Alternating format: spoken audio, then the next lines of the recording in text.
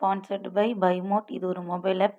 Play ஸ்டோரில் அவைலபிளாக இருக்குது. டவுன்லோட் பண்ணி உங்களுக்கான பர்ச்சேஸ் ஸ்டார்ட் பண்ணுங்கள். டிஸ்கிரிப்ஷனில் இதுக்கான லிங்க்கை வந்து ஷேர் பண்ணியிருக்கேன். வணக்கம்ங்க கண்ணு, நான் உங்கள் கோயம்புத்தூர் பொண்ணு. தீபாவளி விலாகே இன்றைக்கி தாங்க போடுறேங்க. கொஞ்சம் சாரி லேட்டாக போடுறதுக்கு. கிட்டத்தட்ட 2 மந்த்ஸ் ஆச்சு. இது வந்துட்டு நாங்கள் எங்கள் அம்மா வீட்டுக்கு போகும்போது நைட்டு டின்னரு என்னென்னா புதினா சட்னி, ரசம்லாம் வச்சுருந்தாங்க.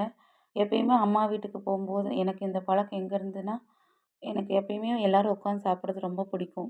அதனால அம்மா வீட்டுக்கு போனால் எல்லோரும் ஒட்டுக்க உட்காந்து சாப்பிட்ணுன்ற பிளான் வந்துட்டு நான் எப்பயுமே போட்டு வச்சுருவேன். செஞ்சு வச்சுட்டு எல்லாருமே ஒருத்தருக்கு ஒருத்தர் நீங்கள் பசிக்குதுன்னா சாப்பிடுங்கன்னு சொன்னாலும் சாப்பிட மாட்டாங்க. எல்லோரும் ஒட்டுக்கா உட்காந்துட்டு வெயிட் பண்ணி யாரோ ஒருத்தர் வரத்துக்கு லேட் ஆனாலுமே இருந்து வெயிட் பண்ணி தான் சாப்பிடுவாங்க.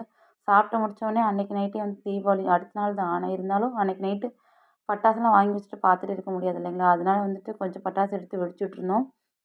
அடுத்தது காலையில் பிரியாணி செய்யணும். அப்புறம் நிறையா மேக்ஸிமம் நான்வெஜ் தான் செய்வாங்க இல்லைங்களா? அதனால அதுக்கெல்லாம் பூண்டு, வெங்காயம்லாம் உளிச்சுட்ருந்தோம்.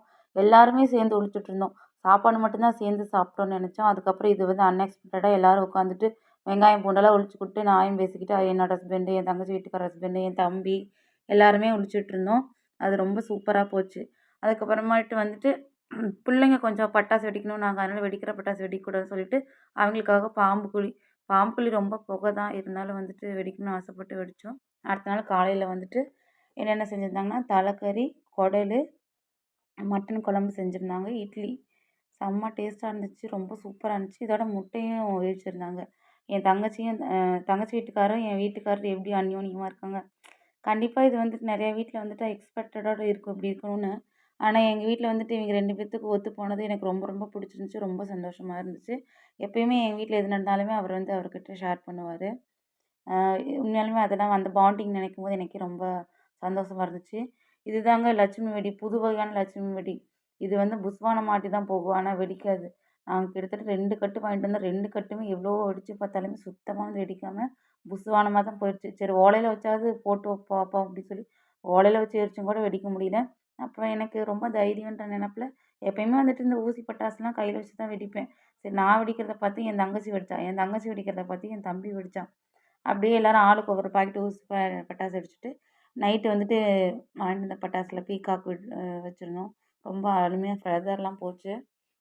அப்புறம் இந்த பட்டாசு வந்துட்டு நாங்கள் கையில் பிடிச்சி வெடிக்கிறதுன்னு தெரியாமல் சரி எதுக்கும் வேணாண்டா, நீ கல் 2 வச்சு வை, மேலே போடுறதாலும் மேலே போட்டு இல்லைன்னா கீழே வெடிக்கட்டும்னு வச்சோம். அப்புறமா தான் என் தங்கச்சி என் வீட்டுக்காரர் வந்துட்டு அதோட இன்னொரு இதை எடுத்துகிட்டு வந்து கையிலேயே பிடிச்சிட்டு வெடிச்சிட்டு இருந்தார்.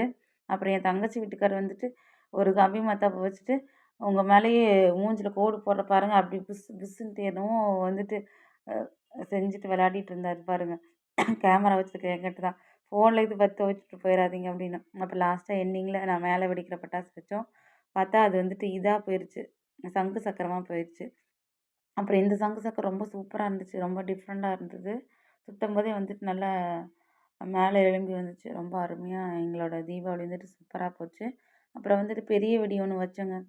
அது வந்துட்டு இதாக போகும்னு பார்த்தா சூப்பராகவும் வெடிச்சிச்சு. இன்னொரு இதை வைக்கும்போது இது என்னென்னா எரிமீன் போகும் இல்லைங்களா, அந்த மாதிரி போச்சு.